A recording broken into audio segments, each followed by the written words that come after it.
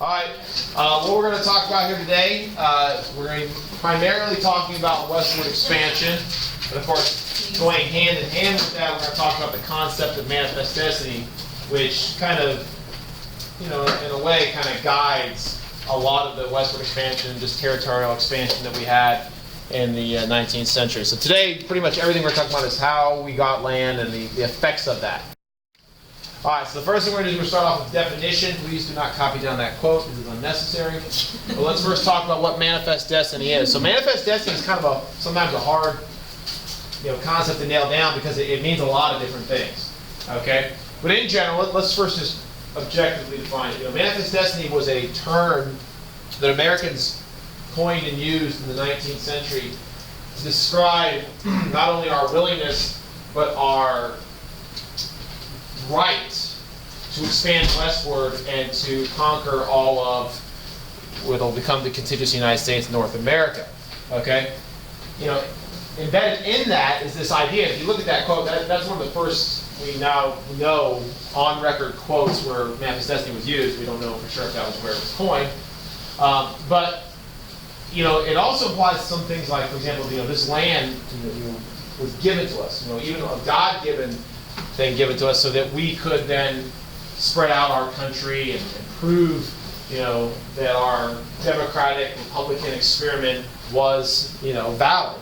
All right. So, armed with this, we kind of view westward expansion as not only something that we might want to do, but we have to. We have to do it because, of course, it is our destiny to spread out and conquer the land and improve this country for the benefit of all. All right. So that kind of idea that Americans adopt is going to be kind of the driving force behind westward expansion and why we approach it, so vigorously in the 19th century.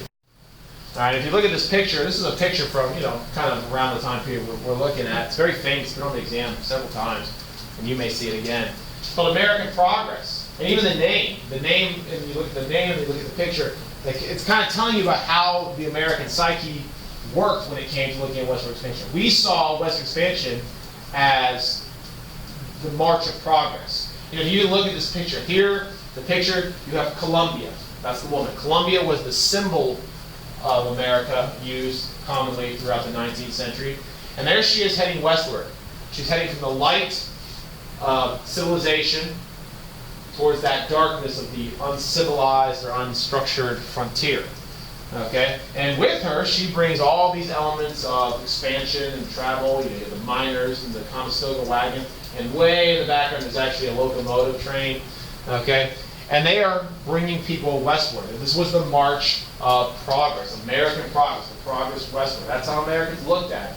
Okay? She's even, if you look closely, carrying telegraph wire in her hand. As she's walking, she's laying out that telegraph wire, kind of that march of technological progress and communication, also going westward to help civilize that area. Yes? Hello? Medina Colini for checkout. Okay. Alrighty. It was a suspense. That was a short stay.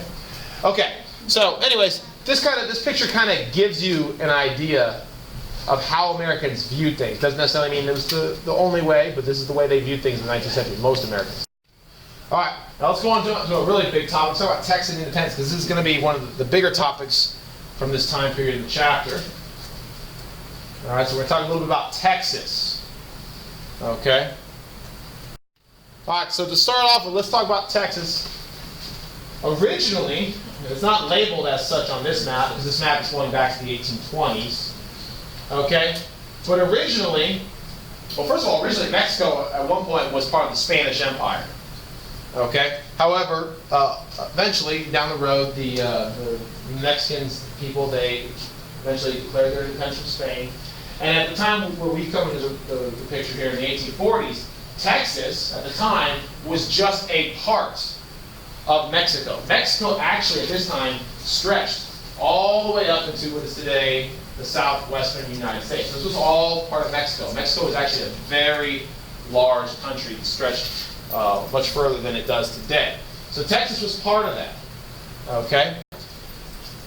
Now, in the 1800s, okay, kind of the mid-1800s, many American settlers were actually leaving the United States and they were actually going to Mexico.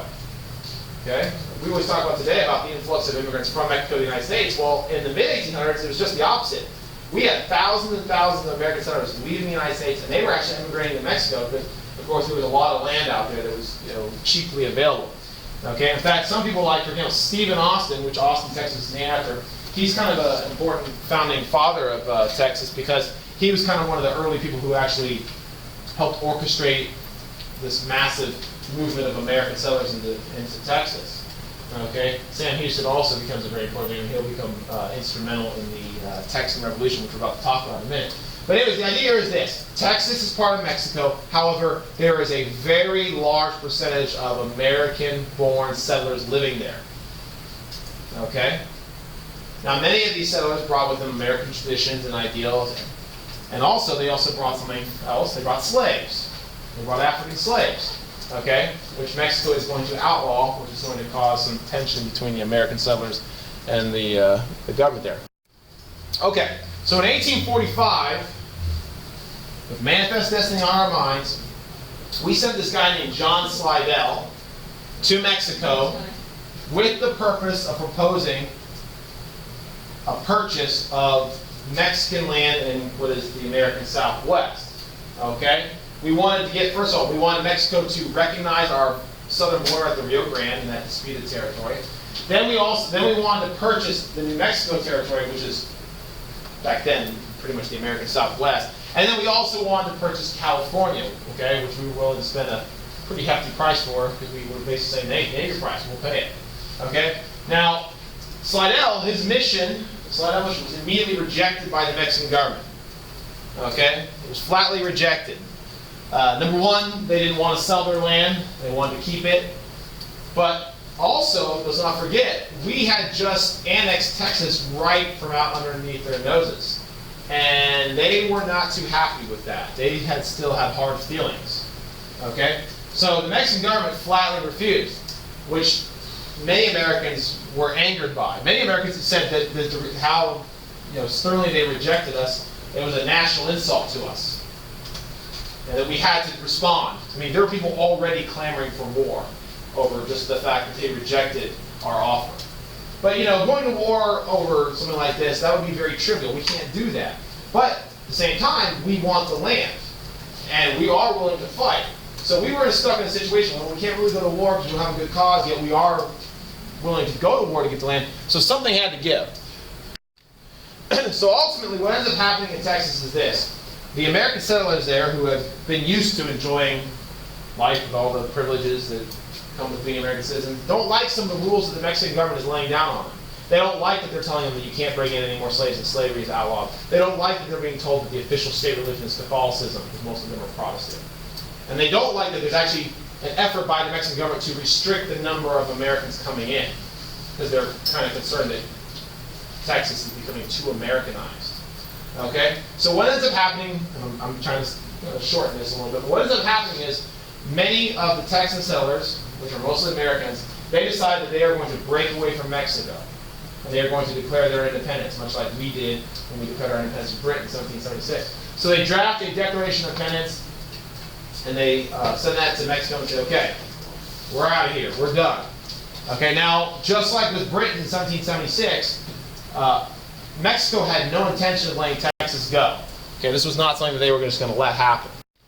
All right, so this marks the beginning of the Texas Revolution, the fight for Texan independence. Okay, if they lose, it's not going to be a revolution, it's just going to become Texan rebellion. And that's what we're talking about. The difference between rebellion and revolution is basically, did you win? Okay? But the Texans are going to win. So a war breaks out between the Texan revolutionaries and the Mexican government. And as you can see, Mexico, not wanting to let Texas go, they actually invade Texas. They began attacking, and battles are being fought on Texas soil to control or for the independence of Texas. All right? So let's just talk about a couple battles. Now, by far the most well-known, famous battle of the Texan Revolution is the Battle of the Alamo.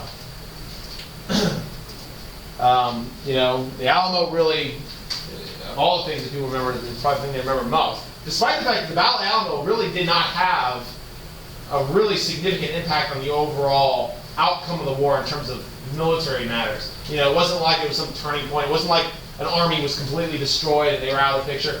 The Battle of Alamo, when you look at the numbers, was really a small affair.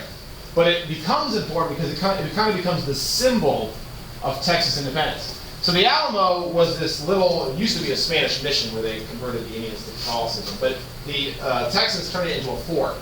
And the Mexican army laid siege to it. There was only a couple hundred American defenders in there versus the entire Mexican army, basically, 10,000 men strong. So after laying siege to the fort for a few days, eventually the leader of Mexico, who was commanding the army, Antonio Lopez de Santa Anna, he orders the Alamo taken. And in about 2 hours, all of the American and Texan, there were Americans there as well, all the Texan and American defenders there are killed. No one is spared of the defenders. There are some slaves and some women and children that are spared, but all of the defenders are killed to a man. There were no prisoners, and that's actually an important story, because it outrages not only Texans, but it also outrages Americans who are hearing news of this, because these are their fellow countrymen, many of which were being slaughtered.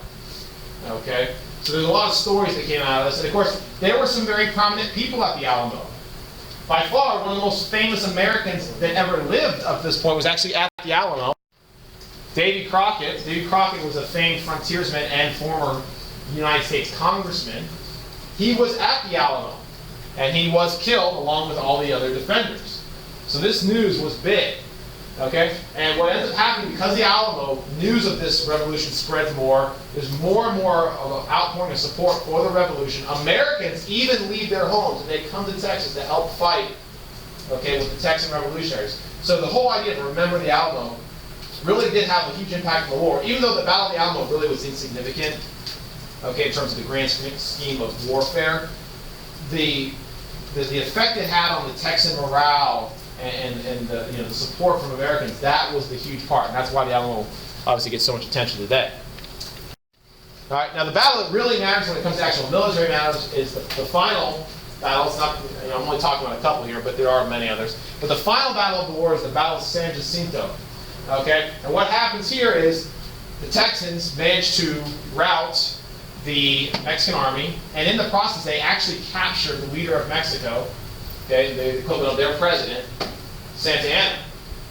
Okay, that's him here laying injured on the ground. He was captured, and basically under the threat of death, he was forced to sign a document giving up Texas, okay, and letting them have their independence. All right. So the battle cry at San Jacinto was remember the Alamo, and using that, of course, using their, all the new numbers they got, they were able to defeat the Mexican army and win their independence. Now later on, Santa Anna, when he gets back home to Mexico, because they let him go, he's going to immediately declare that Texas is still Mexican territory, and that the piece of paper he signed is null and void because he signed it under duress, which he did, and they were going to kill him. Okay? But for the moment being, the Texans are free. They are independent, at least from Mexico. Now, the status of Texas was still kind of precarious. Yeah, they had won their independence for now, but what was to stop Santa Anna from raising another army and marching in and taking over? Nothing, really. Okay? So Texas knew they were in a tough spot. So many Texans began to petition the United States, asking for the United States to annex them. If the United States annexed Texas, it would protect them, and it would probably also ensure that slavery would continue on, which is what largely a lot of them were fighting for. Okay, Texans are very proud of their history. They might be the most prideful of all of our states, but you have to remember that largely one of the reasons why they were fighting for independence is they were trying to preserve slavery. So that's probably something they're not too proud of when you get down to it. But anyways, you look at it. So this is what Texas was at the time. The green is disputed territory, which means that territory that Mexico was still arguing was not part of Texas. They didn't lose. But there's you might think this is an easy decision. You might think the United States would go, oh, yeah, why not? Let's just annex it. Piece of cake, more land. It wasn't that easy because many northern Whigs were opposed to Texas annexation. They were fearful that if we annexed Texas, it would become an expansion of the slave power South, and that would disrupt the balance of power and, of course, all the problems that are associated with that. So many northern Whigs oppose this. Despite that, we do end up annexing Texas. We do make it part of the United States. Okay? Which enrages Northerners who are opposed to slavery, but it also makes someone else mad. It makes Mexico mad. When we annex Texas, it all but assures that Mexico will never get Texas back. It's out of their grasp forever because it's under our protection. Mexico is not probably going to start a war over just Texas, okay? Now, there are still some unresolved issues, which I need you to remember, because we're going to come back to them in a minute. The unresolved issues are this disputed territory in green. Whose is it? Really unsure. We said it was ours, they said it was theirs. Where is our southern border? This is key. We claimed that the southern border of the United States was at the Rio Grande River. They said, no, no, no. They countered and said, your southern border is the Nueces River, which is further to the north. Okay? That right there, that difference is very important, okay? Because that's going to be the kind of bone of contention that ultimately leads to war between us and Mexico. So keep that in mind. We're going to come back to that in a second. All right, so this is, of course, during the time period in which we saw the peak of Western migration, okay? The 1840s, this is when we see really Western migration really start to take off. If you look at this chart, you can see right about here, it skyrockets, okay? Most of the people going westward were heading to one place, and that was California.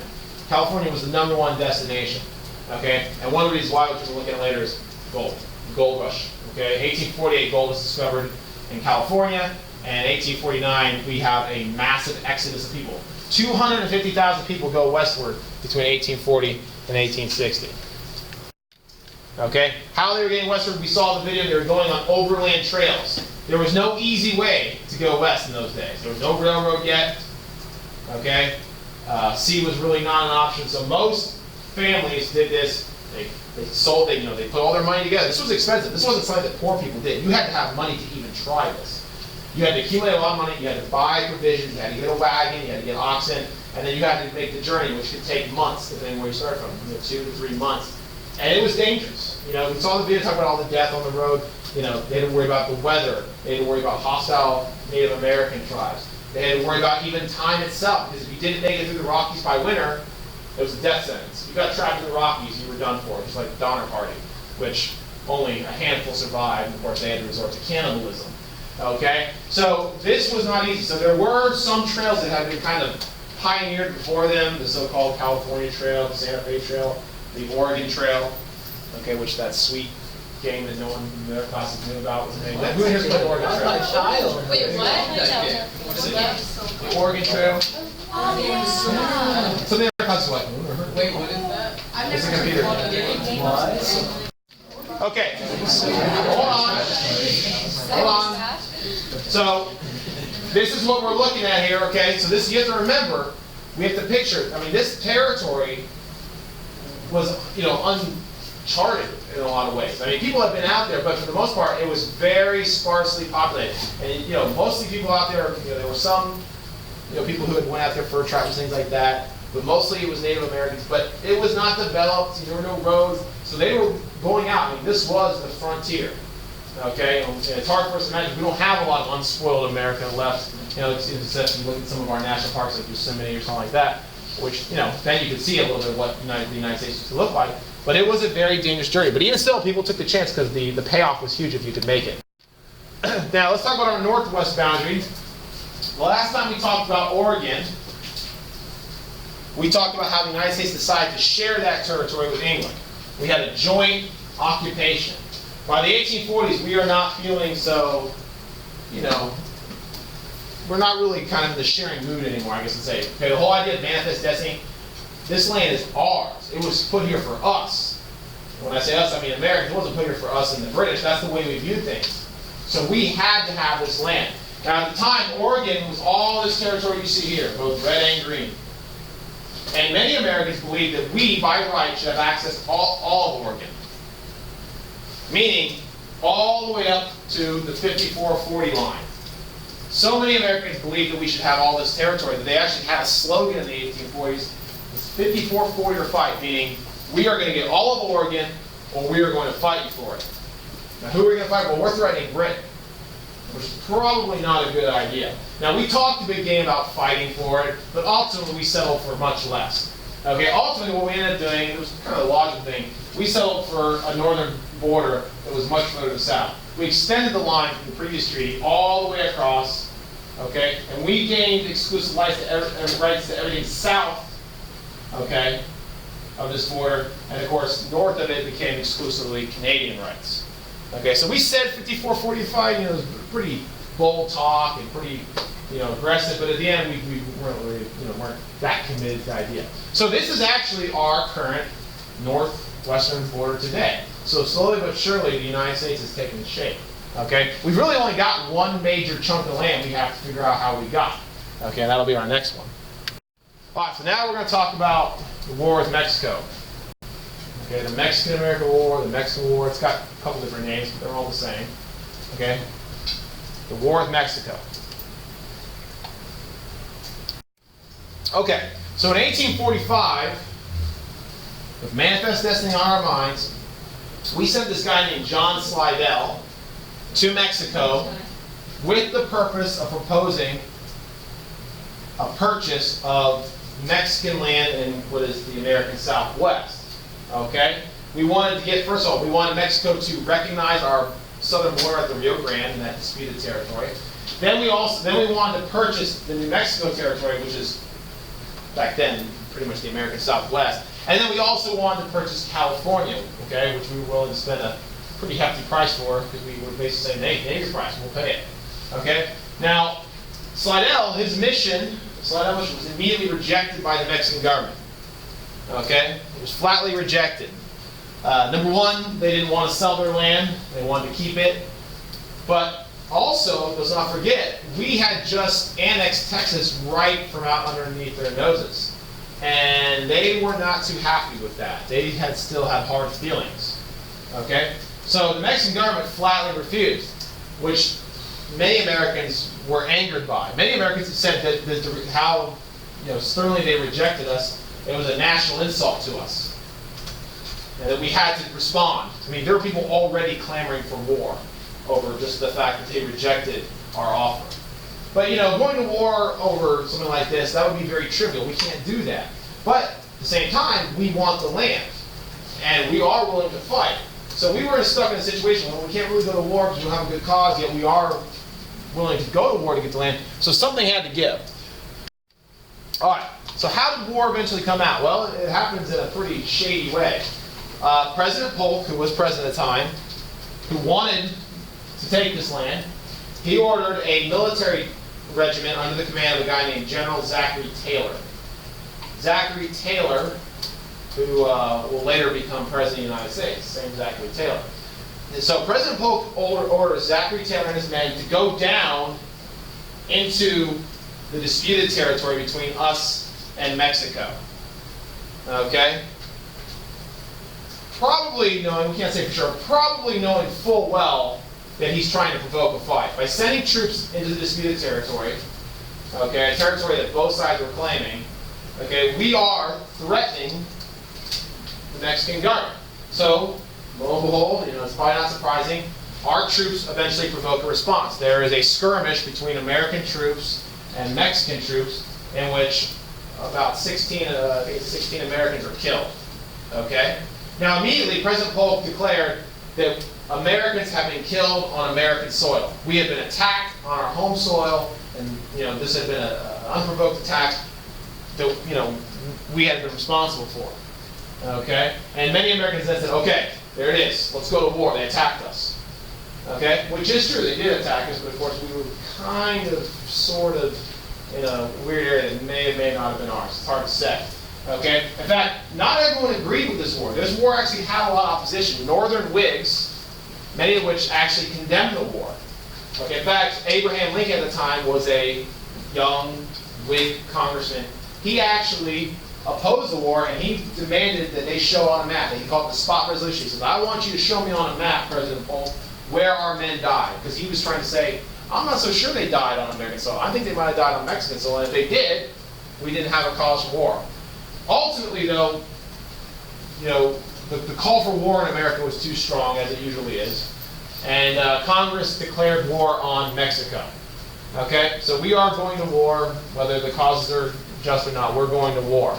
Okay, now before we get into just a few of the details of this war, let me just make this clear.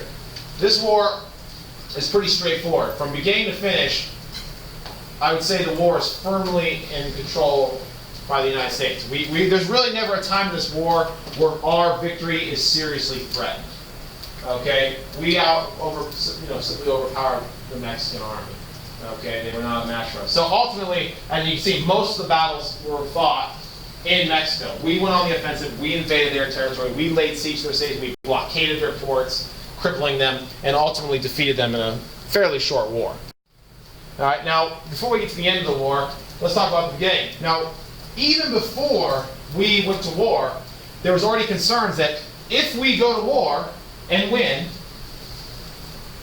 and we get land from this victory, what is going to happen with that land? Because the fear by Northerners was, if we go to war and get land, it's probably going to become slave territory, which would, of course, upset the balance of power. Okay? So there was an attempt by Northerners called the Wilmot Proviso, in which they tried to ban slavery in any territory acquired by the war. Right there in Orange, it says, neither slavery nor involuntary servitude shall ever exist in any part of said territory being land won from Mexico. So there was an early attempt by Congress to try and ban the expansion of slavery into any territory we get from this war. However, okay, it was firmly rejected. Okay, the slave power in Congress had enough votes, and they were able to shoot down this condition. So slavery now could possibly expand if we win land. All right. So I said the war is fairly one-sided. There are some fairly big battles like here, the Battle at Palo Alto, but I don't think you need to know too many of these. One of the people who became famous during the war, and it's very important, is this guy named Zachary Taylor, who was the general who helped start the war. He was also made very famous by his successes in the war. They called him Old Rough and Ready. And Zachary Taylor is going to use his military victories in the war to ultimately become president. He will run for president and he will win. Mostly as a result of getting a name for himself as a general. So just like Andrew Jackson and George Washington before him, one of the things we're learning in American history is that many times military leadership can often lead to a spot as president. All right, so this was a very short-lived war. It lasted about 17 months, and eventually it came to an end when the Treaty of Guadalupe Hidalgo was signed in 1848. So in 1848, we signed the Treaty of Guadalupe Hidalgo, which formally ended the war. Okay? So what are the conditions? Mexico had to give up its claims to Texas above the Rio Grande. So the Rio Grande became our southern border. It is still our southern border today. Okay, Mexico gave the U.S. California and New Mexico, which helped fill in the rest of our southwestern United States we have. And the United States agreed to pay Mexico $15 million for the land, as well as to pay off any claims Americans had against the Mexican government. So anyways, we ended up paying a small sum of money, mostly to make our taking of the land more legitimate. By giving them some money, it makes the treaty appear to be a treaty of negotiation rather than a treaty of, hey, we're taking your stuff tough. Okay? So it's actually, people would say, why do we pay them if we won? It's actually not that uncommon for countries, even victors, to pay a little bit out to make the legal claim to the spoils of war that much stronger. It's more like, hey, you sold it to me, actually. I didn't steal it. It's kind of one of those deals. Okay? And $15 million is nothing. Nothing for what we got. So we were, more than willing to pay that. I mean, this and Louisiana Purchase are the two biggest land grabs in American history, and you're about to see. So anyways, there it is. That's what we got. That's what the Mexican-American War got us. All that land. And of course, most Americans felt pretty good about this. I mean, just like after World War II, after we won the Mexican-American War, there was this huge surge in nationalism. Everyone felt great, patriotic. Yeah, we beat the Mexican government. We took this land. Okay. And most of the opposition war kind of went away. But still, there's still that lingering problem. Still, the lingering problem in everyone's mind was, okay, we got this land. That's great. What about slavery? We still have not figured that out. So we're going to have our next big slavery issue crisis in this country is going to happen as a result of this. In 1850, just 2 years later, we're going to have another major crisis where we're in danger of tearing the entire country apart over the issue of slavery. Okay? So there you have it. That's what we got. We already had, Texas, but this guaranteed that our southern border, here it is, in case you don't know, here's the Rio Grande, that is our southern border today. Okay? So, lots of land. 1 million square miles. Okay, and obviously issues slavery. What about it? Where's it going to go? Most of that territory is south of the Missouri Compromise line, but not all of it is. Like, look at California. California kind of is cut in half, so there's still, we have to figure this out. All right, a couple of things, a couple more unresolved issues, new opportunities presented by this time period, and we'll be done. All right, what about political parties? We actually had political parties emerge as a result of all this land acquisition. Okay, one of the political parties that emerged in the 1800s, 1830s and 40s, was the Free Soil Party. Okay, the Free Soil Party. Now, the Free Soil Party will never challenge in a big way the two dominant parties. It's a third party.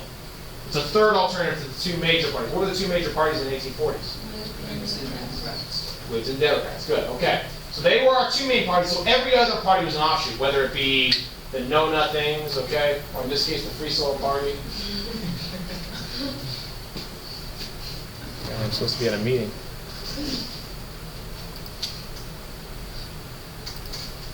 Okay. So anyways, the Free Soil Party now, the Free Soil Party is oftentimes very much misunderstood. People think the Free Soil Party is an abolition party, meaning they were outright opposed to slavery, they wanted to abolish slavery. False. No serious political party would challenge slavery. Okay? To demand the abolishment of slavery was asking for civil war. No one was doing that. Okay? But the Free Soil Party was anti-slavery. What they were was they were opposed to the expansion of slavery. The Free Soil Party wanted to prevent slavery from expanding into any new territories. They did not want to eliminate slavery where it existed because they knew that was a fight they could not win. Now the question then becomes, why? Were they just good people? Were they humanitarians? No. It was largely selfish. The Free Soil Party was largely opposed to slavery because they felt it would hurt the wages of working white men. Slavery was a form of labor you could not compete with. It was free. So therefore, as a laborer, you, if you lived in an area with slavery, would actually have to accept lower wages and worse working conditions in order to get work. So the Free Soilers were largely white men who were opposed to the expansion of slavery because they felt like it hurt their interests. Okay? I'm sure there were probably some good people in there as well who, felt that slavery was wrong and evil and all that. But the most popular opinion of the day was, no, we don't want to abolish slavery because it's not a winnable feat. It's not going anywhere. We just want to limit its expansion. In fact, no major political party in our country's history ever came out and said we need to abolish slavery. Okay? They did. Everyone used to think that's what happened. Oh, the Civil War, they said they were going to abolish slavery, and they fought. No. The Civil War was fought long before anyone even mentioned abolishing slavery. So anyways. Okay? Now, in the follow-up election from the Mexican-American War, it's not surprising. Look who gets elected. Zachary Taylor, the war hero. Uses that fame to get elected, like many other presidents. Okay, we've had a lot of general presidents, right? We've had George Washington, Andrew Jackson, Zachary Taylor, Ulysses Grant, Eisenhower. Okay, we got lots of them. People love a good war hero in this country. So there you go. Zach Taylor adds himself to the list as a Whig president. Now, I mentioned earlier, okay, one of the things, a year after we get all this land from Mexico, shocker, we find gold there. Almost makes you wonder, did we know? I'm not saying it did, but it's just interesting timing. So, gold is discovered in California, which causes this massive rush, the gold rush, of settlers and miners who flood into California in order to hopefully make it rich. Of course, most of them don't strike it rich, some do. Okay? But this contributes greatly to the movement of people westward. In fact, there was a quote in that video that Thomas Jefferson believed it was going to take 1,000 years for us to fill up this country, to cover all the way across. It took us 2 years from getting California to becoming a state. That's unheard of. Think about it. We get California in 1848, in 1850 it applies for statehood. The reason why is because so many people were eager to get out there because of the gold rush. California became a state before all of the other states between it and the east. Okay, that's how impactful it was. Okay, so that's also going to cause a problem because everyone's going to wonder, well, is California a free or slave state? It's kind of, it kind of is cut in half by the Missouri Compromise. So that's something we're going to talk about later. Okay, we do have one more thing to do. Okay, now let me just recap. Okay, we're almost finished here, but let's recap. In a span of about 15 to 20 years, look at what we've done. In 15 to 20 years, we have clarified our northeastern border. secured exclusive rights to Oregon. We got Texas, and we also got the Mexican cession. That's a lot in a very short period of time. There was one more piece of land we got that completes the puzzle. The last piece of land we got was the Gadsden Purchase. One of the most obscure things ever in American history. In 1853, we bought a little piece of land down here from Mexico because we were trying to build a railroad, and this was the best route to go because it was the least rocky. So they went this route. We had to buy this land in order to get it. Of course, Mexico was, hey, can we buy that land? They're like, oh yeah, you can buy it this time. You're good. Last time we said no, we went to war and all that stuff. So they gave it up real quick. So anyways, now that completes the picture, but it doesn't mean Americans were done. Americans were so fueled by manifest destiny that in the 1840s, 1850s, we actually saw a series of what we call filibustering missions. This is where private citizens took it upon themselves to actually go out and try and conquer countries. Seriously. There were efforts by Americans, private armies were raised, and there were efforts by Americans to take over Honduras, Nicaragua, even Cuba. Even Cuba, there was an attempt. These were all failed. Okay? But why it's important is it shows the willingness of Americans to take more land to achieve manifest destiny at any cost. This is how much they believed in this. There was even one government-sponsored attempt to take Cuba, which we're going to talk about later. So Americans were very serious. Even though we had the continental United States, we were now looking beyond our borders. And when we get to the late 1800s, you're going to see we're actually going to start expanding beyond our borders and out into other new territories. So keep that in mind as we go ahead.